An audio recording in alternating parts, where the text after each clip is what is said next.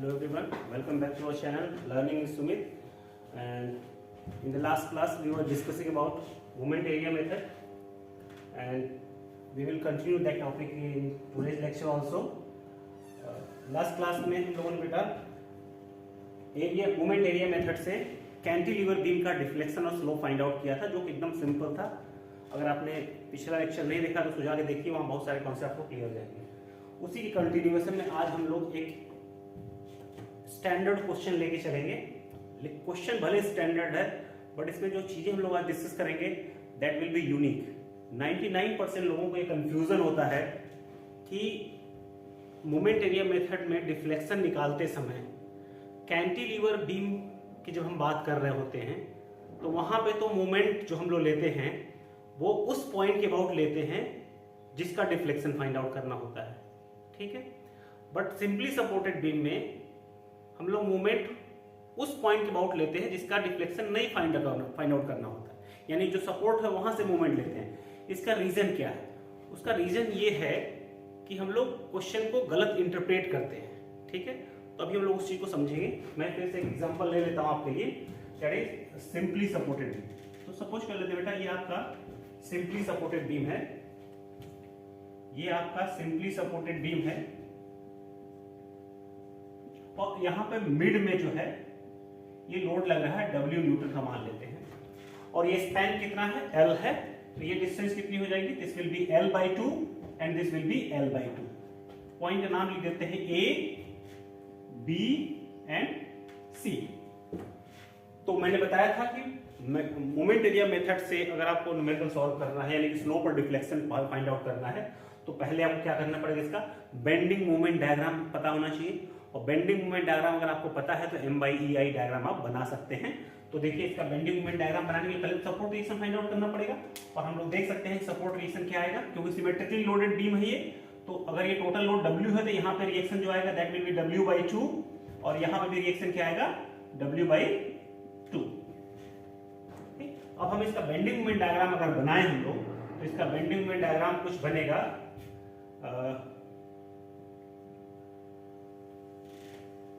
Like यहाँ पे 0 होगा बेंडिंग मोमेंट, यहाँ पे मैक्सिमम हो जाएगा, उसका फिर घटेगा और यहाँ पे आके 0 हो जाएगा. ठीक है, तो स्ट्रेट लाइन होगा. तो और ये हाइट जो होगी, this height will be W, मैं बाहर लिख देता हूं हाइट की वैल्यू, WL/4. ये तो मोमेंट हो गया, maximum moment W/2 into L/2 मतलब WL/4. लेकिन EI से डिवाइड कर देंगे तो हमारा क्या कन्वर्ट हो जाएगा? M/EI डायग्राम में. तो हमारे पास ये M/EI डायग्राम है. ये पॉइंट A है आपका, ये पॉइंट C है और ये पॉइंट आपका B है. ठीक है, तो M/EI डायग्राम हमारे पास है और हमारा क्वेश्चन फिगर है. इसके अलावा एक और हम लोग को कंस्ट्रक्शन करना होता है, दैट इज इलास्टिक कर्व. यानी कि इस लोड की वजह से ये बीम जो है कैसे डिफ्लेक्ट होकर कैसा दिखेगा. तो क्या होगा, इसको हम लोग अगर ड्रॉ कर लें तो डिफ्लेक्टेड कर्व जो होगा कुछ ऐसा दिखेगा. और चूंकि ये सिमेट्रिकली लोडेड बीम है तो आप सबको पता है कि मैक्सिमम डिफ्लेक्शन पॉइंट सी पे मिलेगा और उसी पॉइंट पे स्लोप भी 0 होगा. लेकिन देयर आर क्वेश्चंस जहां पे ये लोड जरूरी नहीं है कि मिड में ही लग रहा हो, कहीं और लग रहा होगा. हो सकता है यहाँ पे कुछ यूडीएल हो, इधर कुछ यूवीएल हो, यानी कुछ भी हो सकता है. इन दैट सिचुएशन आपको प्रॉब्लम को थोड़ा अलग तरीके से डील करना पड़ेगा. तो वो जो जनरल मेथड है ना, उसी जनरल मेथड को हम डिस्कस करने जा रहे हैं. ठीक है, तो आप सबको पता है कि अगर मैं first moment area method apply करूंगा तो मुझे पॉइंट ए का स्लोप मिल जाएगा, पॉइंट बी का स्लोप मिल जाएगा. ठीक है, अगर मैं second moment area theorem apply करूंगा तो मुझे क्या मिल जाएगा? पॉइंट सी पे डिफ्लेक्शन की वैल्यू मिल जाएगी. ठीक है, तो मैं अप्लाई करके दिखाता हूं आपको. तो फर्स्ट मोमेंट एरिया थ्योरम अगर मैं अप्लाई करूंगा तो क्या हो जाएगा? थीटा ए विल बी, यानी slope eight A will B, यानी अगर मैं यहाँ पे स्लोप ड्रॉ करूं तो कुछ ऐसा होगा. ये slope, this slope will be something like this. ये ऐसा स्लोप होगा. ठीक है, और यहाँ पे स्लोप क्या होगा? 0 होगा, यानी कैसे? हॉरिजॉन्टल. तो हमने बताया था कि मोमेंट एरिया थ्योरम अप्लाई करने के लिए आपको 2 पॉइंट चाहिए होंगे. एक वो पॉइंट जहां पे स्लोप पता करना है और एक ऐसा पॉइंट जिसका स्लोप पता हो. तो एक C पॉइंट ऐसा है जिसका मुझे स्लोप पता है जो कि 0 है, और A वो पॉइंट है जिसका मुझे स्लोप पता करना है. ठीक है, तो दो हमारे पॉइंट ऑफ इंटरेस्ट हो गए, कौन कौन से, ए और सी। तो ए और सी के बीच में जो एरिया है उस एरिया पे हम लोग फोकस करेंगे। तो अगर ए और सी के बीच में m by ei डायग्राम में जो एरिया अंडर द कर्व होगा ए और सी के बीच में, that will be nothing but the theta है। तो देखिए मैं क्या करता हूं, इसको एरिया क्या हो जाएगा, this distance is equal to l/2 और ये हाइट कितनी है wl/4 ei।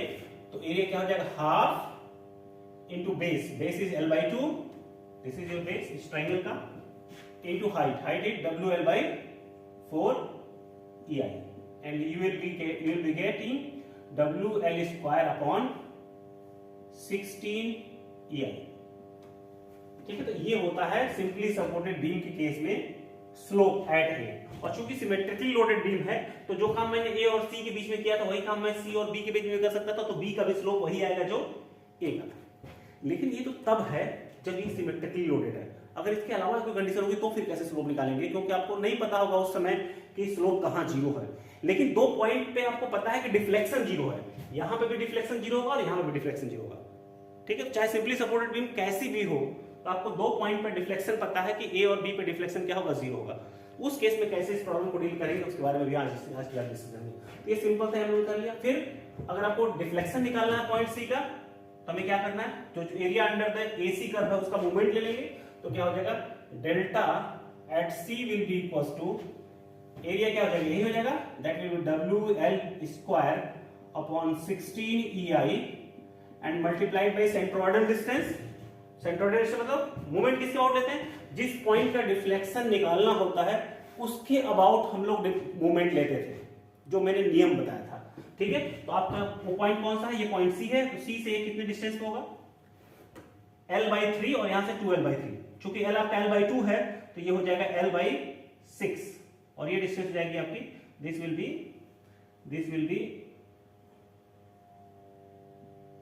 l/3 and this will B l/6। Total मिलके कितना हो जाएगा, l/2 हो जाएगा। तो मैंने आपको बताया था पिछला क्वेश्चन जब हम लोगों ने सॉल्व किया था, क्योंकि मोमेंट किसके अबाउट लेते हैं, सी के अबाउट लेते हैं, क्योंकि सी का डिफ्लेक्शन निकालना आपको। ठीक है, लेकिन यहां पे जब सिंपली सपोर्टेड बीम होगा तो हमें ए के अबाउट मोमेंट लेना पड़ेगा। ए के अबाउट मोमेंट लेना पड़ेगा मतलब कि इसकी सेंट्रोइड से कितनी, l/3, इसको हम मल्टीप्लाई कर देंगे किससे, l/3 से, and that will be giving you WL³ upon 48 EI। आप सबको पता है कि यही डिफ्लेक्शन होता है सिंपली सपोर्टेड का, maximum deflection simply supported beam case में होता है। ऐसा क्यों किया, जरा ये हम लोग समझते हैं।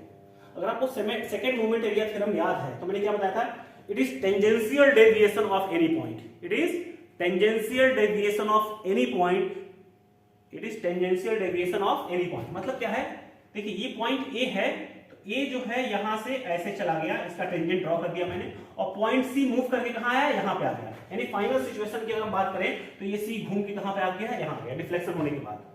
तो बेसिकली अगर हम लोग सी के अबाउट मूवमेंट लेते हैं ना तो मुझे ये वाली डिस्टेंस मिलती, क्या मिलती, ये वाली डिस्टेंस। देखिए वो फाइंड आउट कौन सा करना है, ये डिस्टेंस फाइंड आउट करना है। तो अगर हम लोग सी के अबाउट मूवमेंट लेंगे तो हमें ये डिस्टेंस मिलेगी, ना कि ये डिस्टेंस मिलेगी। लेकिन अगर हम लोग इसको उल्टा करके चलें, अगर मैं इसको इधर लेके आऊं, ये टेंजेंट है, तो ए का टेंजेंशियल डेविएशन अगर हम लोग निकालेंगे तो ए का टेंजेंशियल डिफ्लेक्शन ये हो जाएगा, जो कि डेल्टा सी। यानी बेसिकली हम लोग सिंपली सपोर्टेड बीम में क्या कहते हैं, जो एक्चुअल डिफ्लेक्शन हो रहा होता है जिस पॉइंट का, उसको हम लोग नहीं लेते हैं, उसको हम लोग रेफरेंस मान लेते हैं, और डिफ्लेक्शन किसका ले लेते हैं, उस पॉइंट का जो कि डिफ्लेक्ट हो ही नहीं रहा है। आप बात समझ पा रहे हैं, इस बात को समझ पा रहे होंगे। देखिए बेटा, अगर हम लोग पॉइंट सी का टेंजेंशियल डिफ्लेक्शन देखें, फॉर एग्जांपल मैं पिछला क्वेश्चन बताता हूं, अगर ये सिंपली ये कैंटिलीवर बीम था तो कैंटिलीवर बीम में लोड ऐसे लग रहा था, ठीक है, तो इसका जो डिफ्लेक्शन होगा ऐसे हो जाएगा। तो ये पॉइंट ए था और ये पॉइंट आपका बी था। तो हमने क्या किया था, यहां पे एक टेंजेंट ड्रॉ किया था, यहां पे टेंजेंट ड्रॉ किया था, पॉइंट बी यहां था और घूम के यहां पे आ गया था।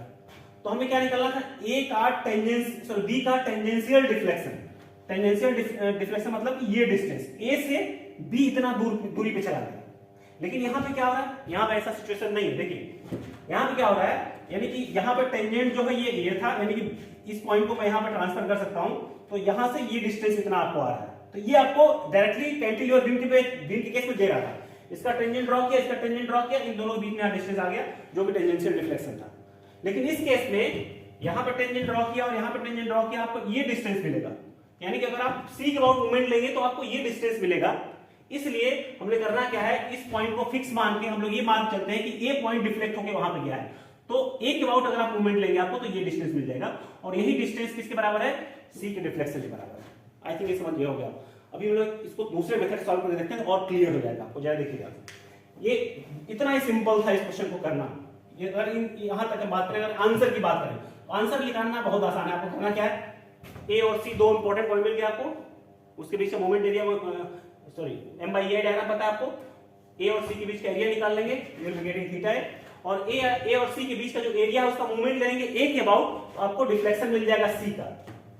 ये हमारी बात को, जो हमारा सेकंड मूवमेंट एरिया थ्योरम उसको कॉन्ट्रडिक्ट कर रहा है। उसमें कहता है कि सी के अबाउट मूवमेंट लेना आपको, लेकिन सिंपली सपोर्टेड बीम के केस में क्या करते हैं हम लोग ए के अबाउट मूवमेंट ले रहे हैं। और वो रीजन क्या मैंने अभी आपको बता दिया, क्योंकि अगर सी के अबाउट डिफ्लेक्शन लेंगे तो आपको ये डिस्टेंस मिलेगी, आपको ये चाहिए नहीं, आपको ये डिस्टेंस चाहिए, तो आपको क्या करना पड़ेगा, ए के अबाउट मूवमेंट लेना पड़ेगा जो कि ये डिस्टेंस है। ठीक है, इसको दूसरे तरीके से हम लोग जरा कहते हैं, समझने की कोशिश करते हैं। तो ये हमारे पास आंसर है। अब जरा हम लोग बात करते हैं कि इसी क्वेश्चन में अगर हम लोग फिर से बोलूं मैं कि delta B with respect to A क्या होगा, यानी ये डिस्टेंस, मतलब बी का डिफ्लेक्शन में पता करना है ए के रेस्पेक्ट में। ए का टेंजेंट ये है, तो टेंजेंशियल डिफ्लेक्शन क्या हो जाएगा, ये होगा delta B with respect to ए।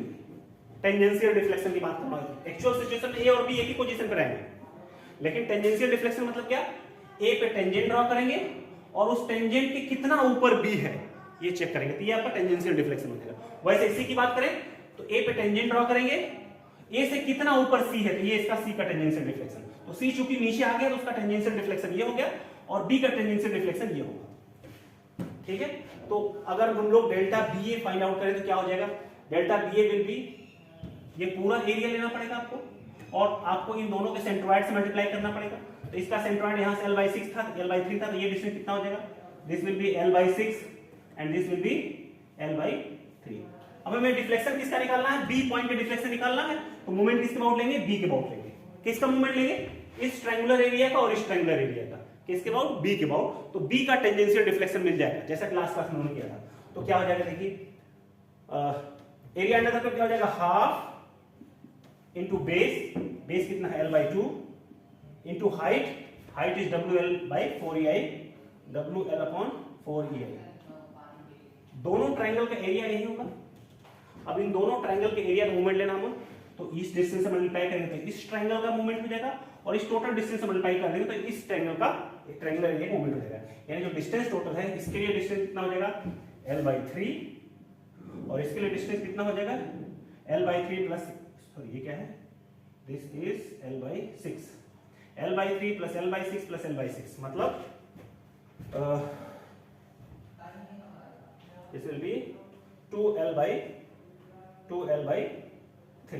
यानी फाइनली जो हमको मिलेगा that will B WL² upon 2 to the 4 and 4 4 जा 16EI in multiplied by l/3 plus 2l/3, what will be, this will be l, that is finally we will be getting WL³ upon 16EI। तो ये हमें क्या मिला, B का tangential deflection, मतलब ये distance मिल गया, क्या मिल गया, ये डिस्टेंस मिल गया। और आपको पता है कि अगर कोई आर्क है, सपोज करो ये आपका, और ये मान के चल रहा हूं कि ये जो थीटा है, ये थीटा ए जो है ना, ये स्लोप जो है ये बहुत स्मॉल है, क्योंकि डिफ्लेक्शन ऑफ बीम की जब भी हम बात करते हैं तो जो डिफ्लेक्शन होता है बहुत ही स्मॉल होता है, नेकेड आई से आप परसीव भी नहीं कर सकते। तो अगर ये डिस्टेंस बहुत छोटा है तो क्या मैं इस पूरे को, इस लाइन को और इसको, क्या हम लोग ऐसा एक सेक्टर की तरह ट्रीट कर सकते हैं। अगर ये सेक्टर का एंगल थीटा ए है और ये डिस्टेंस अगर एल है, तो क्या ये l इंटू थीटा ए हो जाएगा, यानी ये डिस्टेंस जो डेल्टा बी हम लोग लिख रहे हैं that is nothing but l into theta A, क्योंकि ये डिस्टेंस कितना है, l के बराबर है। तो क्या मैं इसको लिख सकता हूं कि this will be equals to l into theta A, this will be l into theta A. तो फाइनली हमारे पास थीटा ए क्या मिल जाएगा, थीटा ए विल बी, इन दोनों को अगर हम सॉल्व करें we will be getting WL² upon 16EI। तो देखिए मैंने यहाँ पे अप्लाई क्या किया, second moment area theorem apply किया यहाँ पे, बट हमें मिल क्या गया, थीटा ए की वैल्यू, जो कि पिछले मेथड से भी हमको यही मिली थी, WL² upon 16EI। और जब मैंने यहाँ पे डिफ्लेक्शन निकालने की, टेंजेंशियल डिफ्लेक्शन निकालने की कोशिश करी और एक थोड़ा सा छोटा सा सेक्टर वाला फार्मूला अप्लाई किया, तो वहां से भी हमें थीटा ए का वैल्यू मिल गया। तो ये बात आपको यहाँ से क्लियर हो गया होगा कि बेसिकली जब भी हम लोग सेकेंड मोमेंट एरिया थ्योरम लेते हैं तो नॉर्मली हम लोग क्या करते हैं, बी के अबाउट, यानी कि जो आपका पॉइंट है जिसका डिफ्लेक्शन निकालना है, टेंजेंशियल डिफ्लेक्शन जिसका निकालना है, तो बी का एक्चुअल डिफ्लेक्शन 0 है लेकिन उसका टेंजेंशियल डिफ्लेक्शन इतना है। तो यहां से जो हम लोग इस एरिया का जो मूवमेंट लेते हैं बी के अबाउट, वो टेंजेंशियल डिफ्लेक्शन देता है, ना कि एक्चुअल डिफ्लेक्शन देता है। तो हमारे पास क्या होगा, टेंजेंशियल डिफ्लेक्शन मिल गया। सिमिलरली अगर हम लोग पॉइंट सी की बात करें तो ये हमें थीटा ए मिल गया। ठीक है, मैं इतना इरेज कर देता हूं, उसके आगे जो है बात करते हैं। तो अब हमारे पास क्या है, थीटा ए हम ऑलरेडी निकाल रखे। अब हमें सपोज कर लो बेटा कि यहां पे डिफ्लेक्शन चाहिए, तो अगर आपको ये डिफ्लेक्शन चाहिए तो किसी भी तरीके से अगर आपको ये पूरा y की वैल्यू पता चल जाए, और इसको तो हम लोग क्या बोलेंगे, डेल्टा सी ए, यही तो डेल्टा सी ए है ना। डेल्टा सी ए मतलब टेंजेंशियल डिफ्लेक्शन है सी का ए के रेस्पेक्ट में। तो टेंजेंशियल डिफ्लेक्शन सी का ए के रेस्पेक्ट में निकाल सकते हैं हम लोग कैसे, सी के अबाउट मूवमेंट लेके, है ना। तो सी के अबाउट मूवमेंट लेते हैं इस एरिया का, तो क्या हो जाएगा, delta C A will be, ये एरिया है आपका, दिस एरिया, सी के अबाउट मूवमेंट लेंगे क्योंकि टेंजेंशियल डिफ्लेक्शन सी का निकाल रहे हैं हम लोग, ये डिस्टेंस होगा half into base, base is what, l by 2 into height, that is WL by 4 EI। ये तो हो गया एरिया इस ट्रायंगल का, multiplied by l by 6, C के अबाउट मूवमेंट लेंगे, this distance will be l by 6, we will be getting WL cube upon 96 EI, we will be getting WL cube upon 96 है। ये क्या हो गया, डेल्टा सी ए की value होगी, यानी कि ये डिस्टेंस हमें मिल गया। इस डिस्टेंस को हम लोग इसमें मल्टीप्लाई, इसमें से सब्सट्रैक्ट कर दे तो हमें ये डिस्टेंस मिल जाएगा। तो इस y की वैल्यू कैसे निकालेंगे, ये डिस्टेंस कैसे निकालेंगे, आपको बता, फिर से ये एक सेक्टर है और सेक्टर की लेंथ कितनी है, l by 2 है, और थीटा ए हमने ऑलरेडी यहां पर निकाल रखा है। तो क्या y की वैल्यू जो हो जाएगी, दैट विल बी थीटा ए यानी this into l by 2 into l by 2। तो अगर मुझे डेल्टा सी निकालना है, यानी कि सी का डिफ्लेक्शन निकालना, क्या करेंगे, y minus WL cube upon 96 EI, and y is nothing but theta A multiplied by l by 2, मतलब क्या हो जाएगा, WL क्यूब अपॉन 32 EI, हो जाएगा WL cube upon 32 EI minus of WL cube upon 96 EI। अब इसको solve करिए, you will be getting WL cube upon 48 EI। देखिए फिर से वही डिफ्लेक्शन आ गया जो कि हम लोग ने अभी निकाला था। ठीक है, तो इस पूरे लेक्चर में मैंने आपको केवल यही बताने की कोशिश करी है, इसको मैं समराइज कर देता हूं जल्दी से। देखिए फर्स्ट मोमेंट एरिया थ्योरम क्या कहता है कि अगर आपको किसी पॉइंट का स्लोप चाहिए तो आपको एक ऐसा पॉइंट चाहिए होगा जिसका स्लोप पता हो, 0 हो तो बेस्ट है। ठीक है, तो अगर 0 है तो उस पॉइंट और जिस पॉइंट का स्लोप निकालना उसके बीच का m/ei डायग्राम है, उसका एरिया निकाल लेंगे, you will be getting slope of required point और डिजायर्ड पॉइंट। ठीक है, सेकेंड मोमेंट एरिया थ्योरम क्या कहता है,